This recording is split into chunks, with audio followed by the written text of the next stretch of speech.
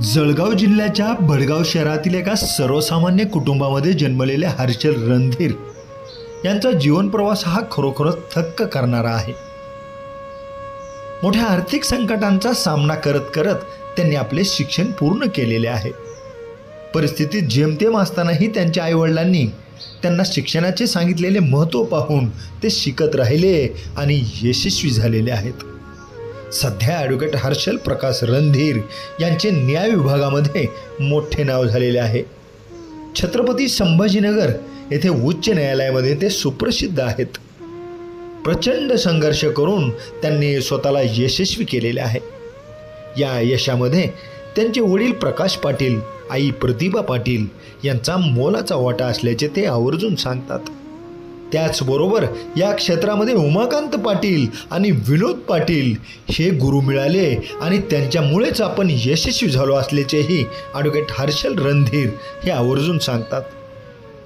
छत्रपती संभाजीनगर आणि बाजूच्या 6-7 जिल्ह्यांमध्ये त्यांची मोठी ख्याती आहे। मागील 12-13 वर्षांपासून त्यांनी या क्षेत्रामध्ये उल्लेखनीय असे कार्य केलेले आहे। आपल्या उत्कृष्ट कार्यपद्धतीमुळे ते लोकप्रिय झालेले आहेत। विधी क्षेत्रातील त्यांची कामगिरी ही नेत्रदीपक अशी आहे।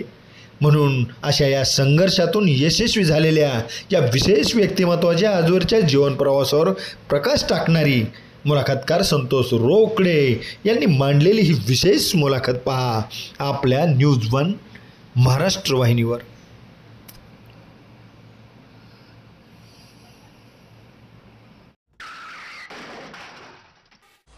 नमस्कार, माझे नाव हर्षल प्रकाश रणधीर आहे। मी संभाजीनगर उच्च न्यायालयात मागील 13 वर्षापासून वकिली व्यवसाय करत आहे। माझ्या फॅमिलीमध्ये, कुटुंबामध्ये मी पहिला वकील आहे। माझं जे बॅकग्राऊंड आहे, मी मूळचा जळगाव जिल्ह्यातील भडगाव येथील आहे। माझे वडील हे पूजा सामानाचा व्यवसाय करतात आणि फार साधारण परिस्थितीमधून मी इथं आलो आणि इथं आल्यानंतर फार संघर्षातून पुढे गेलेलो आहे। माझ्या आजपर्यंतच्या प्रवासात माझे आईवडील आणि माझे गुरु यांनी मला घडवण्यामध्ये किंवा माझ्या जडणघडणीमध्ये या 3 लोकांचा खूप मोठा वाटा आहे आणि मी आज जी काही आहे फक्त या 3 लोकांमुळे आहे आणि पुढेही काही यश मिळालं तरी याचं श्रेय मी फक्त या 3 लोकांनाच देईन। धन्यवाद।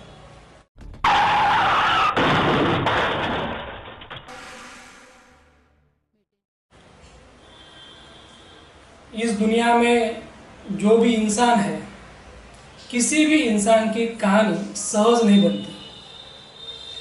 हर इंसान के जिंदगी में संघर्ष है। मला असं वाटतं की आयुष्य म्हणजे नेमकं काय आहे, तर हे पूर्ण आयुष्यच मला खरं तर रणभूमी वाटते आणि ज्याला या रणभूमीची भीती वाटत नाही तो योद्धा असतो। योद्ध्याने फक्त पुढे जायचं असतं। प्रसंग येतात, अडचणी येतात, त्यावर मात करत जायचं असतं।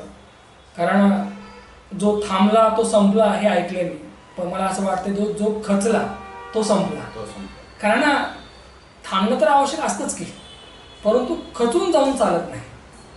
आज मुलाखतीच्या माध्यमातून छत्रपती संभाजीनगर या ठिकाणी मोठ्या दिमाखाने, मोठ्या जिद्दीने ज्या व्यक्तीने स्वतःचं अस्तित्व निर्माण केलं असे विधी क्षेत्रातील सन्माननीय ॲडव्होकेट हर्षल रणधीर यांची मुलाखत आज आम्ही आयोजित केली आहे। वकील साहेब, मुलाखतनामा या महाराष्ट्रातील लोकप्रिय कार्यक्रमात तुमचं स्वागत। सुरुवात करूया। आज तर काय विधी क्षेत्रामध्ये तुमचं नाव आहे, स्वतःच्या हिमतीने, तुमच्या ज्ञानाच्या बळावर प्रामाणिकपणे तुम्ही हे नाव कमवलेलं आहे, आणखी कमवाल। परंतु आज या मुलाखतीच्या माध्यमातून जे मला मांडायचे खरं तर अगदी तुमच्या भूतकाळापासून ते इथपर्यंत काय सांगाल नेमकं, जे तुमचं जे रणधीर जे कुटुंब आहे हे नेमकं कुठलं आहे, कुटुंबाची तुमच्या नेमकी काय पार्श्वभूमी आहे, तुमचे वडील त्या काळामध्ये काय करायचे, काय सांगाल? सर्वात प्रथम नमस्कार सर। माझं मूळ गाव जे आहे जळगाव जिल्ह्यातील भडगाव तालुका आहे। मी प्रॉपर भडगावचा आहे। 2005-06 साली मी इथं आहे। माझे वडील जे आहेत ते पूजा सामानाचं व्यवसाय करतात। पूजा सामान दुकानदारांना पोहोचवत असतात। तर परिस्थिती अत्यंत गरिबीची होती। त्या काळात इथे येण्यापुरता सुद्धा म्हणजे अवघड होती परिस्थिती। त्यांनी कष्ट घेतले आणि फार कष्टाने मेहनतीने त्यांनी 1-1 रुपया देऊन इथं पाठवलं। 2005-06 साली इथं आलो आणि इथं आल्यानंतर मग AP लॉ कॉलेजला ॲडमिशन घेतली. वडील प्रकाशजी रणधीर एक भला माणूस आणि प्रामाणिकपणे त्यांनी त्यांचं कार्य केलं. मला असं वाटतं की वडिलांची परिस्थिती चांगली आहे का वाईट आहे म्हणजे आर्थिक याला महत्त्व नसतं, तर वडील असणं हेच खूप महत्त्वाचं असतं. अगदी बरोबर. तुमच्या वडिलांनी तशाही परिस्थितीमध्ये तुम्हाला शिकवलं. सर एक विचार असं वाटतं की लहानपणी तुम्ही मला उल्लेख केला की वडील तसं पाहतात अगदी कडक शिस्तीचे, ठीक आहे, हो आणि तसेच मायाळू सुद्धा. हो. वडिलांना काय म्हणतात? वडिलांना वडील पप्पाच म्हणतो. पप्पा. पप्पांच्या अवतीभोवती तुमचं जे आयुष्य होतं लहानपणीचं ते सांगा सर. म्हणजे वडील आणि वडिलांच्या नियंत्रणाखाली तुमची जडणघडण. नाही, वडिलांचं नियंत्रण असं होतं की ते रागवले तर खूप रागवायचे, मारले तर खूप मारायचे. अच्छा. मला आठवतं त्यांनी 1-2दाच मला मारले, त्याच्या व्यतिरिक्त कधीच त्यांनी माझ्यावर हात नाही उचलला. मग त्यामुळे कसं होतं, एक आदरयुक्त मनात भीती असायची नाही. त्यामुळे त्यांच्याशी असं खूप जवळीक नव्हती जेवढी जवळ आईसोबत होती. पण त्यांचं असं होतं की ते प्रेमही खूप करायचे, जीवही खूप लावायचे. पण त्या आदरयुक्त भीतीमुळे खूप असं इमोशनल खूप जवळीक नाही झाली तेवढी वडिलांची जितकी आईसोबत होती. पण तरीही त्यांनी फार म्हणजे सपोर्ट केला. मॉरल सपोर्ट असेल किंवा तुमचं आर्थिक सपोर्ट असेल, जोही सपोर्ट असतो की तू जा, मी आहे, बघून करू आपण, डोंट वरी. मला असं वाटतं की डोंट वरी मी आहे या वाक्यामध्ये खूप ताकद आहे. खूप खूप. भले मग वडिलांच्या खिशामध्ये पैसे नसू द्या, हो परंतु ते शब्द मात्र आपल्याला बळ देतात नाही का? हो. सर जसं तुम्ही आई वडिलाबद्दल बोललात तसं एक दुसरं एक चाक असतं ते म्हणजे आपली आई, आई. जी खणखरपणे उभी असते. हो. तर काय सांगाल म्हणजे आईबद्दल काय तुमच्या भावना तुमच्या? आईबद्दल असं सांगेल की समजा वडिलांनी काम करून पैसे कमवण्याचं जे आहे ते त्यांचं कर्तव्य त्यांनी निभावलं, पण तो आलेला पैसा 1-1 रुपया जमा करून तो एक चांगल्या कामात कसा यूज करता येईल, तर याचं जे मॅनेजमेंट जे आहे ते माझ्या आईकडे होतं. म्हणजे मी आजही जे मॅनेजमेंट शिकलो आहे पैशांचं, की आपल्याकडे येणारा पैसा तो कशा पद्धतीने आपण ठेवायचा किंवा कुठंपर्यंत कितपर्यंत तो खर्च करायचा, हे संपूर्ण मॅनेजमेंट मला आईने शिकवलं. सर एक विचारच वाटतं, मुळामध्ये प्रत्येक आई वडील आपल्या मुलांना काहीतरी द्यायला असतात.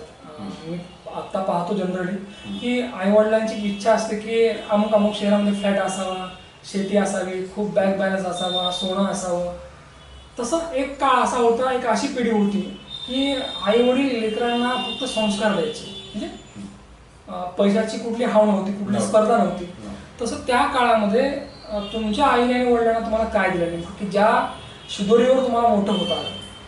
कसं होतं, जसं मला समजायला लागलं ना, घरात मी खूप आर्थिक अडचणच पाहिजे, ठीक आहे, परिस्थिती भयानक होती आणि त्या परिस्थितीनं त्यांनी एक म्हणजे रोज काही ना काही संकट असायचं, रोज काही ना काही टेन्शन असायचं. त्या टेन्शनमधून त्यांनी फार हळू पद्धतीने बाहेर काढलं. त्यांचं एवढंच होतं की काहीतरी कुठंतरी चांगलं नाव कर, ठीक आहे, ज्याही क्षेत्रात जाशील त्या क्षेत्रात काहीतरी काम कर, मनापासून काम कर, प्रामाणिकपणे काम कर आणि चांगलं नाव कमव. पुत्र असावा ऐसा गुंडा की ज्याचा तिन्ही लोकी झेंडा, ही आई वडिलांची इच्छा असते. तीच इच्छा कदाचित तुमच्या वडिलांची असेल की पोराने नाव करावं, मोठं व्हावं. सर परिस्थिती कशी असो, आई वडील त्या परिस्थितीचं लोन लेकरांपर्यंत येऊ देत नाही का? तसं तुमच्याही आई वडिलांनी येऊ दिलं नाही असं मला वाटतंय. मग तशाही परिस्थितीमध्ये जेव्हा तुम्ही वाढत होतात, शिकत होतात, तर स्वभाव कसा होता तुमचा? म्हणजे अगदी शांत होता, खोडकर होता का खेळकर होता? गावाकडे असेपर्यंत ना एकदम सिम्पल होतं. सिम्पल म्हणजे कसं की काहीच नॉलेज नाही, कपडे कसे घालावेत ते कळत नव्हतं, पर्सनॅलिटी डेव्हलपच नव्हती. म्हणजे एकदमच कसं म्हणतं की गबाळ्यासारखं राहणं होतं, जे आहे ते सांग. म्हणजे हर्षल वॉज व्हेरी सिम्पल. खूप खूप. इथं आल्यानंतर ज्यावेळेस फर्स्ट इयरला कॉलेज केलं, सेकंड इयरपासून जेव्हा मी पार्ट टाइम जॉब सुरू केली, पार्ट टाइम जॉबमुळे कसं थोडासा पैसा हातात दिसायला लागला. त्यावेळेला काही 1-2 मित्र आलेत आयुष्यात, त्यांनी थोडं सजेशन्स दिले, तिथून मग थोडं पर्सनॅलिटी डेव्हलप व्हायला सुरुवात झाली, चेंज झाली. पर्सनल डेव्हलपमेंट तेव्हाच होते ज्या वेळेला 4 पैसे खिशामध्ये असतात, म्हणजे चांगले कपडे, चांगला पेहराव, चांगलं राहावं. कारण असं म्हणतात की खिशात काहीच नसेल तर मग माणूस परिस्थिती पाहून राहतो. जुनी मन आहे, अंथरूण पाहून पाय पसरावे. तुम्ही गावाकडे असताना तेच केलं की आपलं अंथरूण काय आणि आपण किती पाय पसरले पाहिजे. तर आणि बऱ्याच वेळेला मुलांना ही जाणीव होते की आपल्या वडिलांकडे काय नाही आणि आपण कसं वागलं पाहिजे.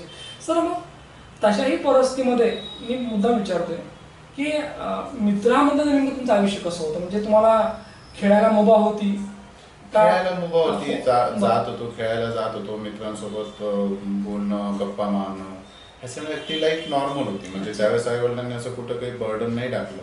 पण काय होतं, घरात जेव्हा जायचो, घरात गेल्यानंतर त्यांचं एकमेकांमध्ये जे डिस्कशन चालायचं, टेन्शन, याचे पैसे द्यायचे त्याचे, किंवा ह्या बजेट कसा करायचा, किंवा ह्या पद्धतीने हे काम करायचं पण त्यासाठी पैसे नाही, मग ह्या गोष्टी मी ऐकायचो. मग त्याच्यामुळे मला ना त्या गोष्टी कळत गेल्या. जीव कासावीस होतो लहानपणी खरं, परंतु सोल्युशन नसतं आपल्याकडे, नसतं, आपण काहीच करू शकत नाही. ते नजरेसमोर दिसायचं, दोघांचे जे चेहरे दिसायचे, पडलेले चेहरे, किंवा त्यांचे ते एकमेकांसोबत डिस्कशन मी क्लिअर बघायचो आणि मला कळायचं, मला लवकरच कळायला लागलं ॲक्च्युली. मग त्यामुळे काय होतं की आपण आपल्या लिमिटेशन्समध्ये राहिलेलं योग्य. ओके साहेब, घरामध्ये एकूण किती भावंड तुम्ही? मी एकटा आहे, मला 2 मोठ्या बहिणी आहेत. सगळ्यात मोठ्या बहिणीचं खूप पूर्वीच लग्न झालं 2000 साली. त्याच्यानंतर 2 नंबरच्या बहिणीचं 2007 साली लग्न झालं. असं म्हणतात की आई नंतरची जागा ताईची असते. हो, बहिणींची असते, कारण आईसारखीच ती माया करते. तर तुमचा काय अनुभव म्हणजे दोन्ही ताईबद्दल? दोन्ही बहिणींबद्दल माझं बालपण खूप चांगलं गेलं. मला आजही आठवतं, म्हणजे त्यांनी प्रत्येक माझ्या वाढदिवसाला ज्या पद्धतीने सेलिब्रेशन्स केले, सकाळी 5 वाजता उठून फटाके फोडणे वगैरे. ठीक आहे, त्यावेळेची ती परिस्थिती होती, ते जास्त काही करू शकत नव्हते. पण त्याही परिस्थितीमध्ये जे काही त्यांनी केलं आजही मला आठवतं. बहिणीची माया वेगळीच असते. वेगळीच असते. आजही माझे त्यांच्यासोबत तेच बॉन्ड आहेत. काय म्हणतात तुमच्या बहिणीला तुम्ही? मोठ्या बहिणीला दिदी म्हणतो आणि लहानीला ताई म्हणतो. म्हणजे दिदी आणि ताईबरोबर तुमचे जे काही रिलेशन जे आहे, जे बॉन्डिंग जे आहे, मला असं वाटतं की हे प्रेम, ही माया जी असते ना, ही खरं तर पैशामध्ये मोजता येत नाही. कारण बहिणीची माया, वडिलांची माया, आईची माया ज्याला मिळते तो जगातला सगळ्यात श्रीमंत व्यक्ती आहे. पैशांपुढे सगळं फिकर. आणि मला असं वाटतं की तुम्हाला ती श्रीमंती भेटली. सर, शालेय जीवनामध्ये आपण कसे होतात, म्हणजे अभ्यासातला प्रोग्रेस काय होता? सोसं होतं. बरं. खूप जास्त हुशारही नव्हतो, खूप जास्त मोठे नव्हतं, मीडियम एज्युकेशन होतं. चाललं होतं खरं तर. ढकलत होतं. एक असं म्हणतात की लहान वयामध्येच बाळाचे पाय पाळण्यात दिसतात. तसं तुमच्याकडे पाहिल्यानंतर किंवा तुम्ही स्वतःला पाहिल्यानंतर असं काय वाटत होतं त्यावेळेला की आपण काय करू बरं नेमकं, असं काही ठरलं होतं का? सर, काय झालं, 12वी झाली. 12वी झाल्यानंतर ॲक्च्युली त्यावेळेस परिस्थिती नॉर्मल होती. तर कुठं जावं, कोणत्या फॅकल्टीकडे जावं हा प्रश्न पडला होता. अच्छा. त्यातल्या त्यात प्रत्येक फॅकल्टीचे एक इन्क्वायरी केली तर फीज स्ट्रक्चर खूप जास्त होते. सगळ्यात कमी फी होती ही लॉला होती. अच्छा, म्हणजे टॅलेंट होतं, सगळं होतं, परंतु जायचं कुठं, आपलं बजेट काय आहे, आपल्या फीस भरून होईल का, नाही का? आणि मग तुम्ही डिसाईड केलं की अरे फीस कमी कुठं बसते आणि आपल्याला कुठं नीट उभारता येईल. तर तुमच्या दृष्टीने लॉ होतं पुढं, म्हणजे हे लॉ करायचं तुम्ही डोक्यात टाकलं होतं का तुम्हाला वैयक्तिक वाटलं होतं? नाही, ॲक्च्युली कसं आहे, माझ्या कुंडलीत वकील असं लिहिलेलं होतं. आणि त्यातल्या त्यात इन्क्वायरी केली तर लॉला फक्त काही तर 2200 रुपये फी होती वर्षाची, जी की मी देऊ शकत होतो. पण बाकीच्या कोर्सेसला मग इतर ठिकाणी समजा मेडिकल असेल, इंजिनिअरिंग असेल, मग तिकडची फी ही परवडण्यासारखी नव्हतीच. आणि दुसरीकडे मग नॉर्मल ग्रॅज्युएशन करायचं, नॉर्मल ग्रॅज्युएशन केल्यानंतर पुढे काय करता येईल याचं नॉलेज नव्हतं. मेरे ख्याल से हाथों की लकीर देख के हम नसीब बताते हैं, मगर मुझे ऐसा लगता है कि जिनके हाथ नहीं होते उनका ही नसीब होता है. म्हणजे तुमच्या कुंडलीत तो योग होताच, पण बऱ्याच वेळा काय असतं की त्या योगापेक्षा सुद्धा तुमचा निश्चय काय, तुमचं धैर्य काय, नेमकं तुम्हाला जायचंय कुठं. तुम्ही डोक्यात ठेवलं की आपली आर्थिक परिस्थिती अशी अशी आहे बाबा, आपल्याला लॉ करायचंय. मग लॉ करण्यासाठी तुम्ही कुठलं कॉलेज निवडलं? इथं निवडायचं कारण माझे एक रिलेटिव्ह इथं होते, चुलत भाऊ होता, छत्रपती संभाजीनगर. आणि विशेष इथं हायकोर्ट होतं. तर हायकोर्ट इथं आहे, त्यामुळे इथं चांगलं एज्युकेशन असेल कम्पॅरेटिव्हली जळगाव, असं माझी त्यावेळेस ते धारणा झाली होती. आणि त्यामुळे मी संभाजीनगरला. म्हणजे तुमचा बांधलेला गेस हा पूर्णपणे पक्का खरा होता. ज्या वेळेला छत्रपती संभाजीनगर आणि त्या काळातला औरंगाबाद या मोठ्या शहरामध्ये एक मध्यमवर्गीय मुलगा इथं पहिल्यांदाच आला मोठ्या महानगरामध्ये लॉ करण्यासाठी, तर असं वाटत होतं का की इथं आपल्याला निभावं लागेल म्हणून? नाही वाटतच नव्हतं. नव्हतं वाटत. काय झालं माहिती आहे का, सुरुवातीच्या काळात आहे ना वडील 200-300 रुपये त्या बस त्यावेळेस ATM नव्हते एवढे, तर बसच्या कंडक्टरकडे देऊन टाकायचे. मग ते पैसे घेण्यासाठी तासभर तिथे बस स्टँडवर बसून राहावं लागायचं, कारण गाडी निघून गेली तर काय पैसे गेले. पैसे गेले. मग त्याच्यात बसून राहायचं. त्या दरम्यान काय झालं की अनेक लोकांनी निगेटिव्ह केलं, मग ती जवळची असतील किंवा दूरची असतील, ओळखीतली असतील, मित्रमंडळींपैकी असतील, तर अनेक लोकांनी निगेटिव्ह केलं की यार तू फर्स्ट जनरेशन आहे, तुझं वकिलीमध्ये तुला काय निभावं लागणार, तुला कोण काम देणार पटकन. काही लोकांनी तर म्हणजे काही मित्रांनी तर असे सांगितलं की अरे बाबा इथं 8-10 वर्ष कोणाची वकील चालत नाही, तुझी काय चालणार. ठीक आहे, त्याच्यामुळे मला कळतच नव्हतं काय करू. फर्स्ट इयर सेकंड इयर तर पूर्णपणे एकदम अंधेरे रास्ते में जा रहा था, अंधेरी गली में मैं गुजर रहा था, पता ही नहीं रास्ते में क्या है क्या नहीं. ठीक है, आगे रास्ता है भी नहीं आणि वो भी पता नहीं. मैं चलता गया कारवा खुद को बनता हाँ, गया, हाँ. ऐसा कम बनवतो. मग त्याच्यामुळे निगेटिव्ह होत गेलो सुरुवातीला फर्स्ट इयर आणि सेकंड इयर.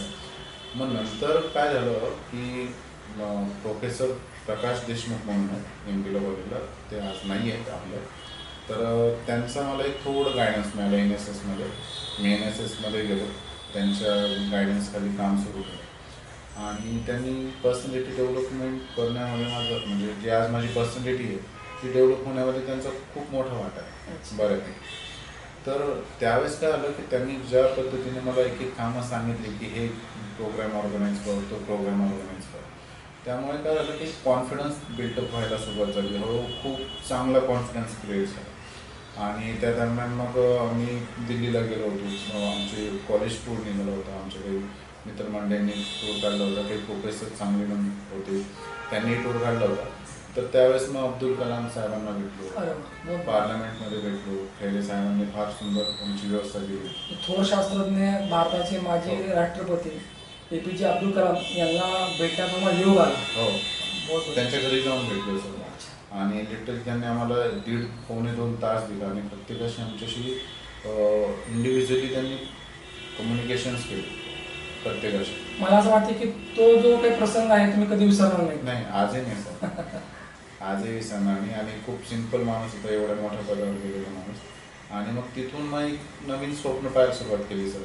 ॲक्च्युली तोपर्यंत ठरवलं नव्हतं की संभाजीनगरमध्ये वकिली करायची, कारण तोपर्यंत अनेक लोकांनी मला निगेटिव्ह केलं होतं की इथं तुझं कोण आहे आणि प्लस तू एकदम खेड्यागावातून आलेला, छोट्याशा गावातून आलेला, ठीक आहे, त्यात तुझ्या घरचं तुला बॅकग्राऊंड नाही, तुला इथं कोण काम देणार. त्यामुळे मी निगेटिव्ह झालो होतो. पण ज्यावेळेस दिल्लीचा टूर झाला मी ते मोठ्या गोष्टी बघितल्यात. आणि म्हणजे एकदम सुप्रीम कोर्टातली वकीलही आली होती, अरुण जेटली असतील किंवा अनेक त्यावेळेसची जी चांगली लोकं होती, मोठी जी वकीलही होती, त्यांना भेट झाली होती. त्यावेळेस त्यांचं ते आयुष्य बघितलं, मग ठरवलं की करायचं तर हायकोर्ट प्रॅक्टिस करायची आणि संभाजीनगरमध्येच करायची, अदरवाईज प्रॅक्टिस करायची नाही. सर, मला असं वाटतं की बरीचशी माणसं आपल्या आयुष्यात येतात आणि कळत न कळत ते आपलं आयुष्य बदलून टाकतात. मी तर म्हणेन की काही माणसं परीस असतात आणि आपण लोखंड असतो. ही परिसासारखी माणसं आपल्याला स्पर्श करतात आणि आपल्या लोखंडाचं सोनं करतात. अदरवाईज बरीचशी माणसं चांगली असतात, परंतु त्यांना परीस मिळत नाही, परीस स्पर्श करत नाही आणि ते लोखंडच राहतं. तुमच्या आयुष्यामध्ये अनेक चांगली माणसं आली आणि त्या माणसांमुळे तुम्हाला चांगलं होतं आलं. माणसं दोन्ही प्रकारचे आहेत, खेचणारे आहेत आणि पुढं नेणारे आहेत. आपण ज्यांनी खेचलं त्यांचे आभार मानू, ज्यांनी पुढं नेलं ते तर आपल्याला देवच होते, नाही का. सर, छत्रपती संभाजीनगर या ठिकाणीच तुम्ही प्रॅक्टिस करण्याचा निर्णय घेतला, कारण इथं हायकोर्ट आहे. एक विचार असं वाटतं की कुठल्याही क्षेत्रामध्ये उभारणं एवढं सोपं नसतं, नाही का. कारण काळा कोट घातला म्हणजे या ठिकाणी तुमच्याकडे 4 पैसे यायला सुरुवात होत नाही. तर फार मोठी एक शोकांतिका अशी असते की इथं संघर्ष आहे, अभ्यास आहे, रात्रंदिवस जागावं लागतं, नाही का. आणि प्रत्येक पक्षकाराचं मन जिंकायचं असतं, म्हणजे काय, त्याला न्याय द्यायचा असतो. तर साधारणतः या क्षेत्रामध्ये, विधी क्षेत्रामध्ये येऊन किती वर्ष झाले, काय अनुभव आहे नेमका ते सांगा सर. मला आता जवळजवळ 13 वर्ष कंप्लीट झाले. 13 वर्ष. 14वं वर्ष सुरू आहे. 14 वर्षापासून 13 वर्षापासून अविरतपणे मी इथं काम करतो. मधले 6 महिने मी काम सोडून दिलं होतं, कारण सुरुवातीचे दिवस होते. 1.5 वर्ष झाले होते वकिलीमध्ये आणि थोडं घराकडे फारच म्हणजे दुष्काळ पडला होता, आर्थिक परिस्थिती एकदमच घासली होती आणि इथं राहायला पण पैसे नव्हते ॲक्च्युली त्यावेळेस. मग काय करायचं आणि त्यावेळेस काय 1.5 वर्षच झालं होतं, एकही मॅटर नव्हतं. मग प्रॅक्टिस सोडून दिली, गावाकडे गेलो. गावाकडे गेल्यावर मग एक घराच्या एक कॉलनीमध्ये एक मित्र राहतात, सिनियर मित्र आहे. तर मला त्यांचं माहीत पडलं की त्यांचंही लॉ झालेलं आहे आणि ते कॉर्पोरेट क्षेत्रात जॉब करतात. त्यांच्याकडे गेलो, म्हटलं सर मला असं असं जॉब हवा आहे आणि असं अशी माझी परिस्थिती, मग जॉब हवा आहे कॉर्पोरेट क्षेत्रात. त्यांचं मला सजेशन होतं की ॲटलिस्ट 4 महिने तरी लागतील, लगेच तर काही जॉब मिळणार नाही. जॉब मिळून जाईल तुला, पण 4 महिने लागतील. मग 4 महिने काय करायचं? त्यांचं म्हणणं होतं जाऊन प्रॅक्टिस करू सिव्हिल कोर्टात. आणि मी पहिले सांगितलं, मी ठरवलं होतं करेल तर हायकोर्ट प्रॅक्टिस. तेव्हा तर निर्णय क्लिअर होता माझा, हायकोर्ट प्रॅक्टिसच करेल. मग त्यावेळेला त्यांनी मला एक म्हणजे माझ्या सिनियरचं नाव सुचवलं. मी त्यांच्याकडे गेलो, सिनियरकडे. खरोखर सांगेल म्हणजे आज जे काही मी विधी क्षेत्रात किंवा माझ्या कायद्याच्या क्षेत्रात मी फक्त माझ्या गुरूंमुळे, मला ॲक्च्युली 2 गुरु आहेत. एक उमाकांत पाटील साहेब म्हणून आहेत, जे लातूर जिल्ह्याचेच आहेत. आणि दुसरे माझे गुरु आहेत विनोद पाटील साहेब, ते जळगाव जिल्ह्याचे आहेत. दोन्ही गुरूंनी मला खूप म्हणजे माझं जे आज माझी जी जडणघडण झाली आहे विधी क्षेत्रात किंवा जी काही आहे त्याला पूर्णपणे मी त्यांनाच डेडिकेशन. मला असं वाटतं की आपल्याला ज्याने सहकार्य केलं, ज्याने आपल्याला मार्ग दाखवला, ती व्यक्ती कोणी असो ती गुरु असते. हो. कारण देव ही जी संकल्पना आहे ती मुळामध्ये देव माणसामध्ये आहे आणि service to man service to God असं म्हणतात. बरोबर. कारण ज्या माणसांना माणसाचं दुःख समजलं, माणसाच्या व्यथा समजल्या आणि त्या माणसाने दुसऱ्या माणसाला जर मदत केली असेल, ज्या माणसाला मदत केली आहे त्या माणसाला तो माणूस देव वाटतो, गुरु वाटतो. आणि मुळामध्ये आपण सगळी माणसं जेव्हा चांगलं वागतो तेव्हा खऱ्या अर्थानं आपल्याला सुद्धा देव येतं. कारण God is good and good is God. Yes, मला असं वाटतं ॲब्सोल्युटली राईट. देव चांगला आहे आणि चांगला माणूस देव आहे. मला असं वाटतं की साहेब तुम्हाला अनेक चांगली माणसं भेटली आणि या चांगल्या माणसांनी तुम्हाला एवढं चांगलं केलं. खरं तर सर एक विचार असं वाटतं की एक विधी क्षेत्रामध्ये उभारत असताना या ठिकाणी अनेक तुमचे अनुभव करतात. 13 वर्षामध्ये या सुरुवातीला असं वाटलं होतं की अब लोट जा, बस झाला तर हे नाही का आता नको. कारण असं म्हणतात की दुष्काळ पडला की डोकंही शांत होतं, म्हणजे काहीच कळत नाही, हँग होतं ते, चालतच नाही डोकं. तर एक काळ असा होता की चला गावाकडे जाऊ आणि तिथंच काहीतरी छोटा मोठा उद्योग करू नाही का. परंतु चांगले गुरु भेटले, चांगली माणसं भेटली, मार्गदर्शक भेटले आणि परत खऱ्या अर्थानं एक नव्याने प्रवास सुरू झाला. आणि आज काय नेमका प्रवास आहे सांगायची गरज नाही. काही आम्हाला मोजके अनुभव सांगा की जे अनुभव कायम हृदयामध्ये कोरले गेले. सर एक मॅटर आलं होतं माझ्याकडे, तो मला असं झालं, तो माझा टर्निंग पॉईंट होता. एक कोलगन मॉलमध्ये स्कॅन्डल झालं होतं. तर आपल्या उस्मानाबाद जिल्ह्यातल्या खूप गरीब घरातल्या पोरी होती. धाराशिव जिल्ह्यातल्या? हां, धाराशिव जिल्ह्यात. बरं. तर त्या मुलींचं काही रोल नव्हता त्याच्यात. त्या परिस्थितीमुळे इथं जॉब करू. अच्छा. आणि त्या काही तसल्या मुली नव्हत्या. अच्छा. खूप चांगल्या म्हणजे आपल्या बहिणींसारख्या मुली, चांगल्या घरच्या होत्या. चांगल्या. पण काय झालं, काही पोलिसांनी किंवा काही लोकांनी फक्त पैसे कमवण्याकरता, पैसे काढण्याकरता तिथं अशा काही गोष्टी प्लॅन केल्या की त्याला ते स्कॅन्डलचं नाव देऊन टाकलं. अच्छा. हां, ॲक्च्युअली स्कॅन्डल नव्हतंच ते. मग ते मुलींचे भाऊ माझ्याकडे आले होते सुरुवातीचं. माझं म्हणजे मी फार ज्युनियरच होतो त्यावेळेस, 2016ची गोष्ट आहे. तर त्यांच्याकडे पैसेच नव्हते. त्यांचं म्हणणं होतं की आम्ही थोडंफार पैसे देऊ फायटिंग करता आणि त्यात तुम्ही काम कराल तर आमचं खूप आमच्यावर उपकार होतील. म्हटलं ठीक आहे, तुमच्या बहिणी काय माझ्या बहिणी काय. सर मॅटर फाईल केला, बेल होता. मला कोर्टाने फार चांगलं मला त्यावेळेस सपोर्ट केला. बेल कोर्टाने दिला मला. त्या मुली जेव्हा बाहेर आल्या त्या मला फी घेऊन आल्या, प्रॉपर फीज. आणि त्यांचं काम सक्सेसफुल झाल्यामुळे त्यांची जी ओनर होती त्या स्पाचे, ते सगळे माझ्याकडे आले आणि त्यावेळेचे माझे ते हायेस्ट फी मला मिळाली. अच्छा, हा एक अनुभव ठरतो. हो. आणि तिथून तो टर्निंग पॉईंट सुरू झाला. म्हणजे कारण ते मॅटर ना खूप गाजलं होतं मीडियामध्ये. आणि जशी कोर्टाने ऑर्डर केली माझ्या मॅटरमध्ये, इमिजिएटली मला मीडियामधून कॉल्स आले की सर खरोखर ऑर्डर झाली आहे का. तुम्हाला त्या ताईंची दुआ भेटली? हो हो. आजही त्या मुली माझ्या संपर्कात आहे. आजही कधी त्यांना गरज पडली ते मला कॉल करत असतात की दादा हे असं आहे का ते तसं काय करायचं अशा पद्धतीने. साहेब मला थोडं आणखी गावाकडे जायचंय. असं म्हणतात की परिस्थिती बदलली की घरचं वातावरण बदलतं. की एक काळ असा होता की घरामध्ये फक्त चर्चा काय होती, कोणाचं द्यायचंय बरोबर. आणि कुठून आणायचंय. हो. तर आत्ता घरची परिस्थिती काय सांगत होतं, कारण आता एक मुलगा म्हणून तुम्ही तर वडिलांना आईला आधार देत आहेत, तर तुमच्यामुळे त्यांचं आयुष्य कसं बदलतं सांगा. नाही, आता परिस्थिती खूप चांगली आहे. आता काय झालं, वडिलांचंही म्हणजे मी माझ्या पावलावर उभं राहिल्यामुळे वडिलांची जी इन्कम होती ती त्यांच्याजवळ जायला लागली आणि प्लस माझी इन्कम, त्याच्यामुळे आता परिस्थिती खूप चांगली आहे. आता गावाकडे छान एक बंगला बांधला आहे त्यांच्यासाठी. ते दोघं तिथं असतात, मी विकेंडला तिकडे जात असतो. ठीक आहे. आणि त्या घराला म्हणजे आमचं ते पहिलं घर, स्वप्नातलं घर आहे, तर त्याकरता त्या घरामध्ये खूप जीव आहे. आम्ही जात असतो, जीव गुंतलाय. विकेंडला असेल किंवा कंटिन्युअस 3-4 दिवस सुट्ट्या आल्या की मग मीही तिकडे जात असतो फॅमिलीसह. माणसाला कितीही पंख लाभले, तो कितीही उंच गेला म्हणजे आर्थिक बाबतीमध्ये किंवा प्रसिद्धीच्या झोतामध्ये, पण तरी सुद्धा जीव घुटमळतो गावाकडेच, वडिलांकडे, घराकडे. सर एक विचार असं वाटतं की तुमच्या लेखी तुमच्या आयुष्यामध्ये आई आणि वडिलांचं स्थान काय? मी विचारू नाही करत, कारण लेकरासाठी आई वडील तर देव असतात, पण तरी विचारतो तुमच्या लेखी तुमच्या आयुष्यामध्ये आई वडील नावाचं पान, आई वडिलांचं महत्व काय?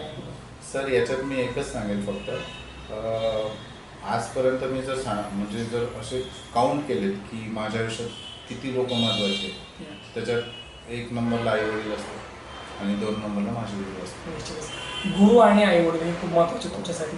सर या पूर्ण प्रवासाचं, यशाचं श्रेय कोणाला द्याल? या तिघांना, गुरु आणि आई वडील. हो. सर एक विचार असं वाटतं की तुमचा स्वभाव पाहता नेहमी तुम्ही एक सोशलिस्ट आहात. म्हणजे काय असतं की बऱ्याच वेळेला असं वाटतं की हे काय होईल किंवा का होत आहे, कारण करता करतो तो आहे, त्याच्यावर माझा विश्वास आहे, तुमचाही असं कदाचित. एक मोमेंट फक्त तुम्हाला शेअर करावं वाटतं. बरोबर. माझ्या गुरुबद्दल आहे. माझं लग्न झालं होतं आणि मिसेसला मी इथं आणलं होतं फर्स्ट टाइम. अच्छा. मिसेस गावाकडे राहत होती काही दिवस, कारण त्यावेळेस इथं घर करण्याची पती नव्हतं ते. तर त्यावेळेस गुरुने बघितलं माझ्या की विनोद पाटील साहेब नाव आहे त्यांचं. त्यांनी बघितलं की अरे तिला काय आणलं, म्हटलं सर कोट दाखवायला आणलं आहे, मी फिरायला आणलं होतं. तर त्यांनी मला रागवलं की कोर्टात का आणलं. म्हटलं सर काम आहे, कामही करायचे ना आपल्याला. तर त्यांनी रागवलं मला की अरे फार काम करणार वेळा चाललं काय म्हणे, जा म्हणे 2-3 दिवस यायचंच नाही म्हणे, ऑफिसकडे दिसायचं नाही, कोर्टातही दिसायचं नाही. मग निघायला लागलो. परत त्यांनी बोलवलं. त्यांच्या खिशात जेवढे पैसे होते त्यांनी काढून डायरेक्ट खिशात ठेवले. मला वाटतं तो जो क्षण आहे तो कायम तुम्ही जपलाय हृदयामध्ये तुमच्या. सर पुढं आणखी काय करणार आहात, म्हणजे काय प्लॅनिंग आहे त्याला? तर प्लॅनिंग हेच आहे की मला आता मी हे ऑफिस बनवलं आहे, अजून त्याचं ओपनिंग बाकी आहे.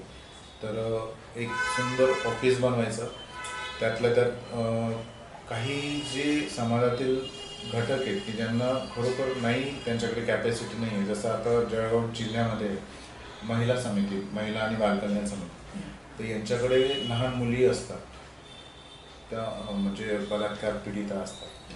तर या मुलींना खूप गरीब घरातले असतात, यांच्याकडे यांना नॉलेजही नसतं, प्लस त्यांच्याकडे पैसाही नसतो. शिक्षणाचा अभाव, पैशाचा अभाव, याच्यामुळे यांना पुढं काय करावं काहीच कळत नाही. अशामध्ये काय होतात, बऱ्याचदा या मुली प्रेग्नंट होऊन जातात. मग असले matter me free of cost करतो, म्हणजे तुमच्याकडे असले पैसे तर द्या, नसले तरी देऊ नका, काम होऊन जाईल. ठीक आहे, कारण त्यांना हायकोर्टाची परमिशन लागते.